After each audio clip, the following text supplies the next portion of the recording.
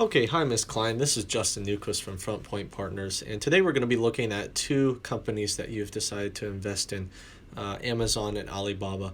We're going to be going over some of their past history, looking at some of their financial and balance sheets, and also looking at some other interesting information that you need to take into account when you're investing in any company. And then we'll be giving our conclusion at the end. This is a very important process that we have all our clients go and do, because we want to make sure that they understand which companies that they're investing in, and that they understand that this company has a good track record but also has a good plan for the future, wherever that may be, and that they are constantly looking at how the changing tides of e-commerce or the world is going, and they're able to adapt appropriately. And we'll be going over some of those things as we go through this analysis. So let's get into some of the background of these companies. Alibaba is a Chinese-based company, and it was founded in 1999. And it's a company that deals with normally consumer to consumer and business to business sales. You could think of consumer to consumer like eBay, where you have one person selling to another just privately. And then we have business to business sales, where transactions involve computer parts and phone parts and lots of other different products that are not are normally generic brands and not name brands that Amazon would have. It is just a different market in that regards. And they have also been written about that they are the most admired company by Fortune magazine. In regards to Amazon, it was founded in 1994 by Jeff Bezos. He is a very controversial figure right now. He is, as far as we know, the richest man in the world. There's a possibility that there could be other people in Saudi Arabia that have more money, but that have not revealed that. But what he was able to do is he is able to have the largest amount of market share in regards to online shopping in the United States. They do approximately about half of all online shopping in the United States, which is just insane. It is also the second largest employer in the United States, behind Walmart or the U.S. military. It depends on which list you would look at. Looking at some of the numbers, if you want to look and get a full view of both of these companies' financial and balance sheets, these are links that you can look at. We are going to be going over some of the highlights. Starting with Alibaba, they have been steadily increasing their total revenue from 2016 to 2018. They have been implementing more and more money into research and development, even though that has been slowly increasing in that same time period. And also their cost of revenue, even though it's gone from 5 million to 17 million, has gone down compared to the total revenue that they've made. And this is good for any company. If they're making more revenue, you want to be able to mitigate the amount of that revenue costing, because if it stays the same, you're pretty much just making money at a higher level, but not proportionately making more. So this is good for any company. Looking at Amazon, same thing, but you can see that their total revenue is a lot more than Alibaba, and they're currently at $232 billion. NASDAQ reported that they have put $0 into research and development in the last from 2016 to 2018. This seems questionable. I highly doubt this is actually accurate, but we can only go off of what has been publicly revealed from those companies and from Amazon itself. And then their cost of revenue has also been slightly going down, just like Alibaba as well. They are not having to spend as much money to make more money. Looking at the balance sheet, you can see the total assets and liabilities and equity. You can see, obviously, since Amazon has more revenue, they're going to have a little more assets, but they're also going to have more liabilities.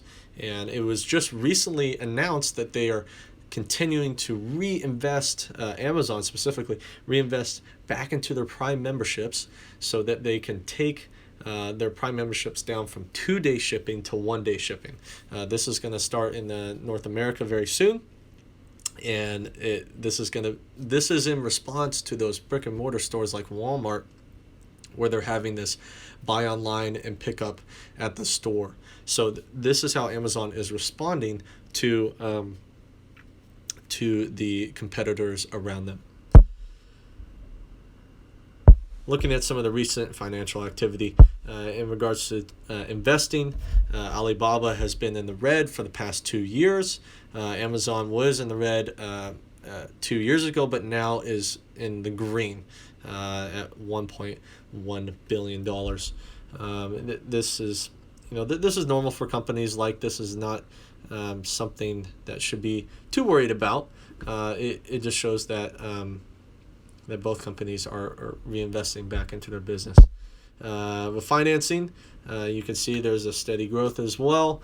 Alibaba comparatively has had a better track record in the last 2 years compared to Amazon, even though Amazon is $2 billion higher in 2018.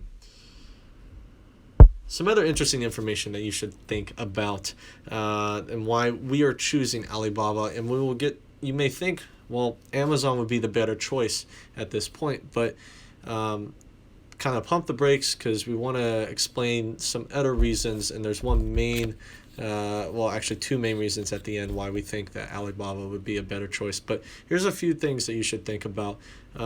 Their current sustainability report includes data protection and cybersecurity. This is extremely important in regards to where technology has advanced to this point. We are slowly, but it's not in the near distant future, or is in the near distant future, that AI is going to become something that is going to be very prevalent in the technological sector, and it's going to invade pretty much everything. Whether it be trucking or medicine or investing, it's going to be everywhere because it's so much faster and so much smarter than human beings or the current computers that we have today. So them taking that initiative and looking at that is very important because there is a possibility of privacy just being completely getting rid of because of the advancement in technology in the coming years. They also plan to increase the use of e-commerce throughout the world. I think this is just how shopping is just going to be done from now on. Unless something completely brand new like being able to print out your products at home, like a 3D printer or a resin printer where you're able to mold things. I think for right now, this is going to completely get rid of those brick and mortar stores that we have seen in the past 100 years that were conglomerates, but now are on the decline, like Macy's and Gottschalk's and Sears and even Walmart. But Walmart is responding to that by having that in-store pickup, even though they have online ordering. So those are some things that you need to keep in mind when you're looking at these two companies. So our conclusion, based off of what we have seen, is twofold, and here's the two reasons why we believe that Alibaba would be a better choice at this point. Amazon's to buy one share of Amazon, it costs $1,950 just for one share. Now, that's one of the most expensive stocks around. It might be number two behind Berkshire. It's the company that is owned by Warren Buffett, and I believe is $350,000 per share. It's just an insane number. But for an incoming investor, I think having Alibaba on your portfolio would be a better choice because you're able to buy more shares, and if you're able to buy more shares, you're more likely, if the stock price increases, that you will see a greater increase in your portfolio. Another factor is over a 3-year span that their gross margin and profit margin were relatively stable across the industry average at around 57.23%. And this is good. You want to see an increase, and they have a higher average than that of the rest of the industry. So these are the reasons why we believe that Alibaba would be better for you at this point. As we see that your portfolio grows, we could possibly think about in the future of investing with Amazon. But it is always easier to start off with something that is at a lower value. And I'll use this analogy because I work with athletes. If you have a really good professional sprinter, for example, who is running, in the high 9 seconds, and then you have a kid who is just starting to train, it is a lot easier to increase the speed of that kid who's just starting to train than that sprinter who is at the top of his game, because he has less room to grow. And that is something we need to take into account.